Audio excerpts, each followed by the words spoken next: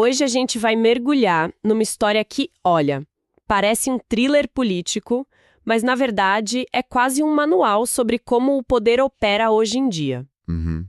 Estamos falando de O Terceiro Ruído, do Juliano Tramujás, que é o livro que fecha a trilogia O Colecionador de Silêncios. Isso mesmo. E a nossa missão aqui é acompanhar essa narrativa do começo ao fim. Mas assim, não como um simples resumo. Não, de jeito nenhum. A gente quer entender a mecânica por trás de cada movimento, sabe? A evolução de um sistema que troca a repressão, o silêncio, pela saturação de informação. Pelo barulho. Exato. E tudo parte de uma pergunta que o próprio livro lança logo no prefácio, que é: em que ponto o silêncio deixa de ser proteção e vira cumplicidade? E essa pergunta prepara o terreno perfeitamente, né? Porque a história ela não começa com segredo. Pelo contrário. Pelo contrário. Nos livros anteriores, o tal do segredo do sistema, o triângulo, já foi exposto. Então a gente poderia pensar, ok, a verdade venceu. Seria o final feliz. Seria. Mas o livro mostra que não é bem assim. A nova estratégia não é mais esconder a verdade, é afogar a verdade. É uma ideia até meio contraintuitiva, né? Totalmente. A gente pensa em censura como algo que cala, que proíbe, mas a arma mais poderosa aqui é o oposto. É fazer tanto barulho, com tanta notícia, meme, opinião, polêmica, que a verdade vira só mais uma vozinha no meio de uma gritaria ensurdecedora. Esse é o terceiro ruído. Esse é o terceiro ruído. A batalha não é mais sobre fatos, é sobre atenção, sobre credibilidade. E a gente já vê isso na prática, assim, desde o comecinho.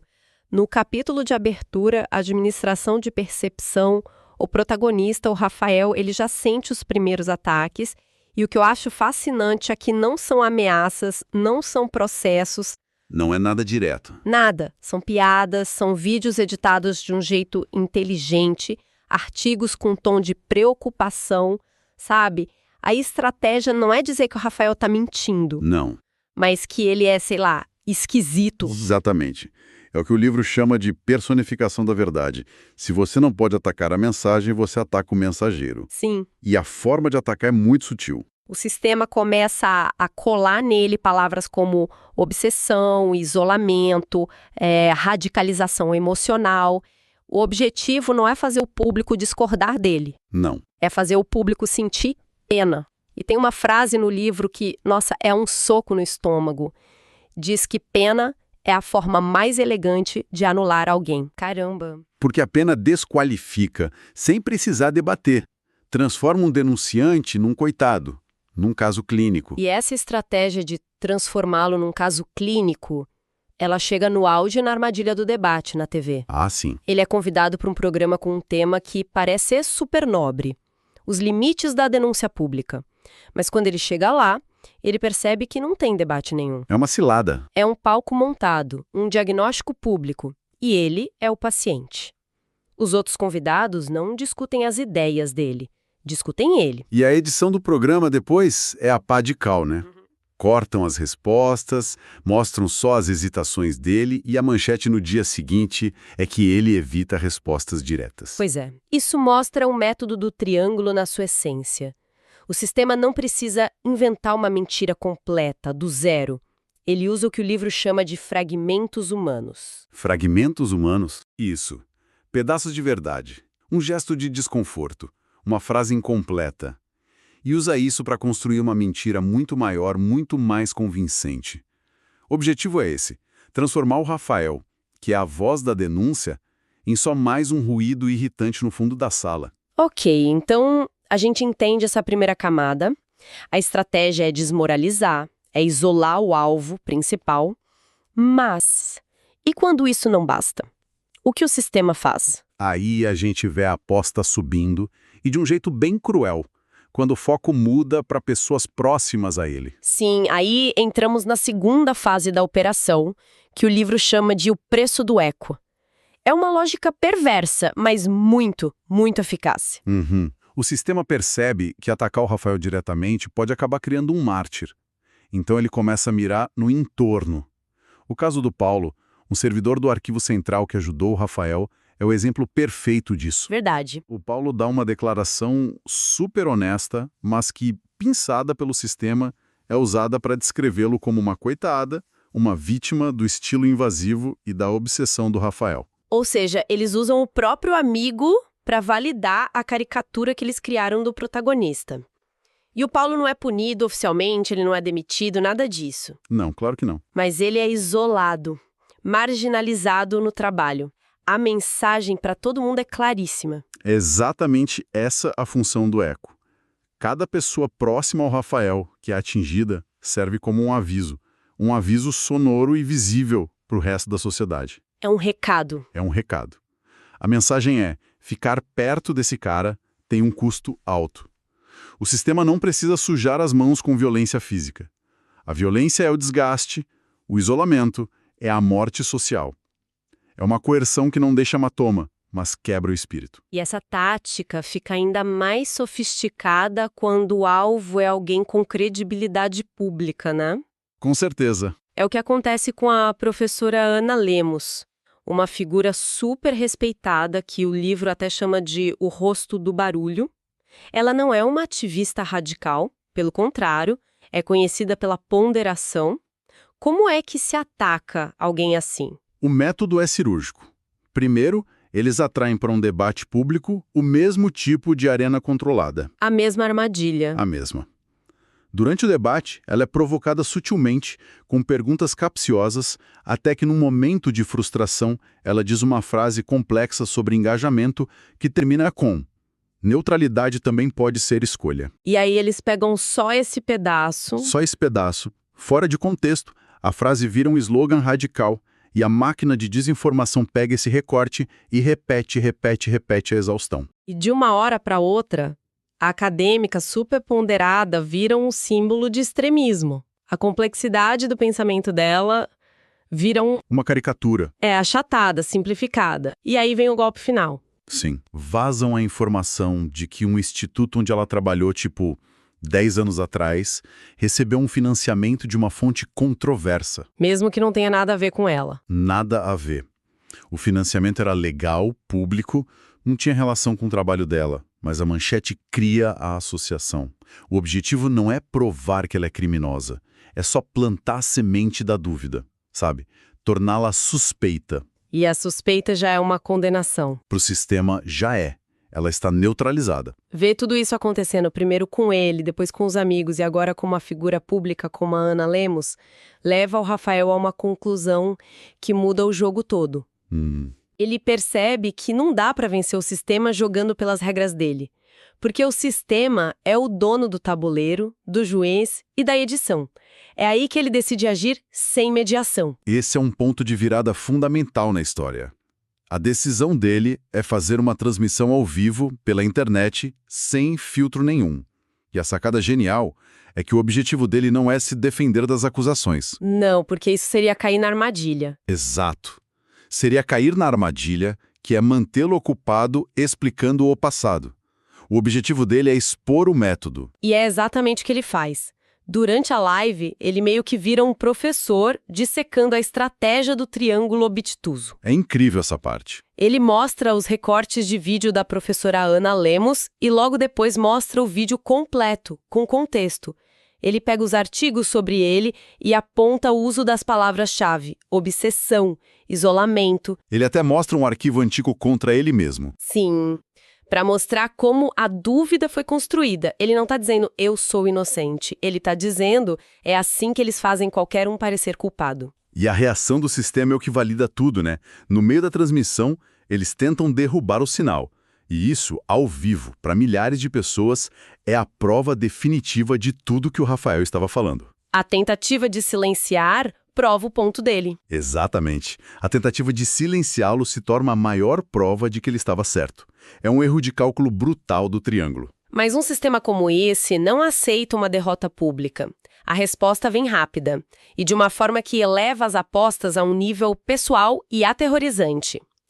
No capítulo seguinte, o desaparecimento, a parceira do Rafael, a Mariana, some. E, de novo, a violência não é explícita. Não tem pedido de resgate, não tem uma ameaça de morte direta, é algo muito mais sinistro. Sim. O Rafael recebe um recado simples. Você cruzou da observação para a interferência. Suspenda suas ações públicas. O desaparecimento dela não é uma punição, é uma ferramenta de negociação, é uma coleira. É uma escolha impossível que colocam na mão dele. Se ele continua a denúncia, a vida dela está em risco.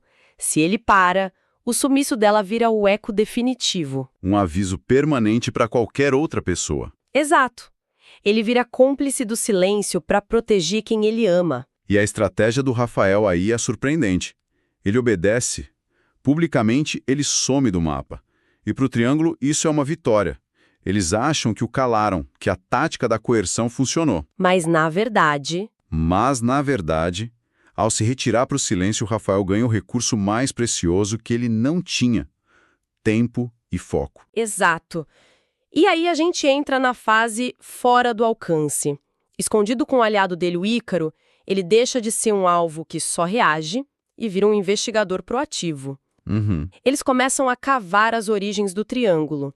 Não os crimes recentes, mas a fundação do sistema. E descobrem algo crucial. O sistema não só reage às crises, ele as antecipa.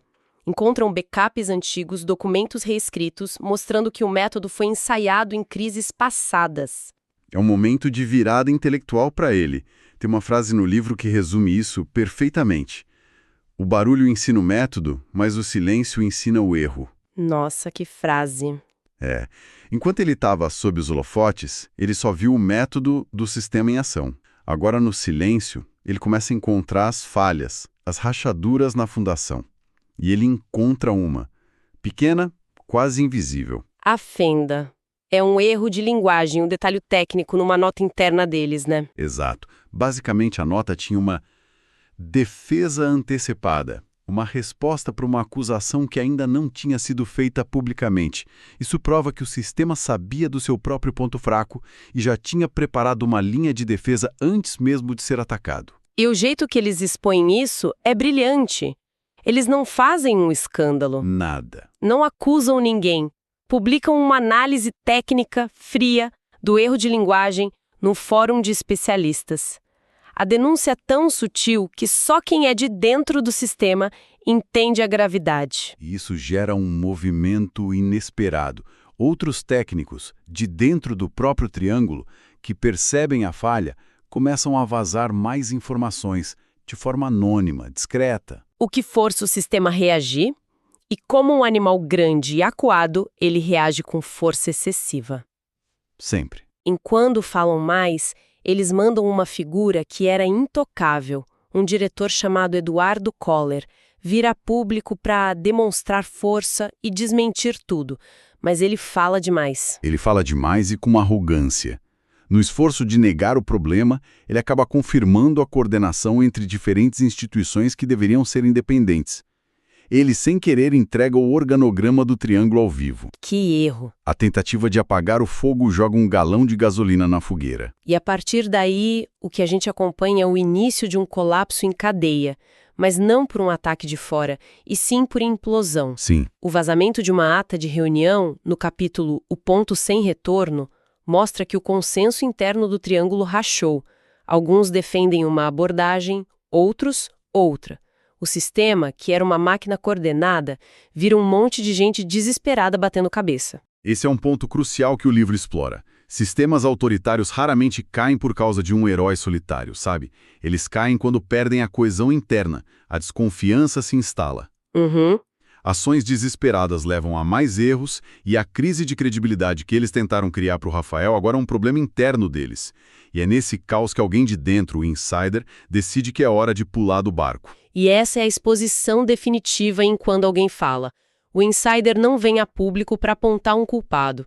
Ele faz algo muito mais devastador. Muito mais. Ele descreve o funcionamento do sistema. Ele entrega um manual de operações. Isso tira a discussão do campo de quem é o vilão e leva para olha como a máquina funciona, não importa quem opera. E isso força a mão do Triângulo. Para tentar sobreviver, ele precisa fazer um sacrifício. Precisa entregar um nome para a opinião pública para criar a ilusão de que o problema foi resolvido. É o que acontece em O Nome que Cai. Exato. Eles oferecem uma cabeça numa bandeja, esperando que isso encerre o assunto e permita virar a página. Só que o livro deixa bem claro que a queda de uma pessoa não significa a queda da estrutura. É quase como um lagarto que solta o rabo para escapar, né? Perfeito. O sistema se reorganiza, troca as peças, mas o mecanismo continua o mesmo. Em Os que Ficam, a gente vê justamente isso. Aham. E o que volta depois, no capítulo O que Volta Diferente, é uma versão mais sofisticada do mesmo sistema. Uma versão que aprendeu com os próprios erros. Ele incorpora a linguagem da crítica, fala em transparência, novos tempos. Ele se vacina. Ele se vacina contra as denúncias futuras usando a própria retórica dos críticos. É um sistema que se adapta para sobreviver. E é aqui que a gente chega no checkmate da história, no finalzinho do livro. O Rafael entende que não adianta mais expor um novo erro, um novo crime. O sistema sempre vai se adaptar. Sempre. Então, na última ação pública dele, ele não expõe um fato novo. Ele expõe o padrão. Ele desenha um mapa completo do ciclo. A crise, a negação, o sacrifício de uma peça, a reorganização e a repetição com uma nova roupagem. E a reação do sistema a essa última exposição é o que prova a vitória do Rafael. A reação é silêncio. Silêncio absoluto. Porque qualquer resposta, qualquer comunicação, qualquer negação só confirmaria o padrão cíclico que ele acabou de descrever. O sistema fica paralisado porque seu manual de instruções se tornou público. Ele perdeu a capacidade de repetir os truques sem que todo mundo reconheça o que está acontecendo. Então, resumindo a jornada, o terceiro ruído não é sobre a destruição espetacular de um sistema. Não mesmo. É sobre o processo de torná-lo inoperante, sobre a perda da capacidade que ele tinha de contar a mesma história de novo e ser acreditado. Perfeito. O verdadeiro fim não é a prisão de alguém, não é o silêncio da censura. É a impossibilidade de usar o barulho da mesma forma. A mudança real não é a queda de um indivíduo, mas a criação de uma memória coletiva, um letramento sobre o método do poder. Um letramento.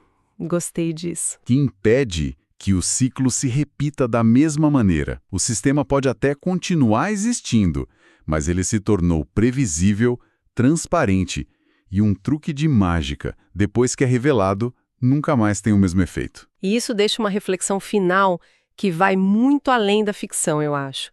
O livro nos mostra que a forma mais resiliente de controle não é a que ataca de frente, mas a que aprende com a crítica, se adapta e usa a nossa própria linguagem para se proteger.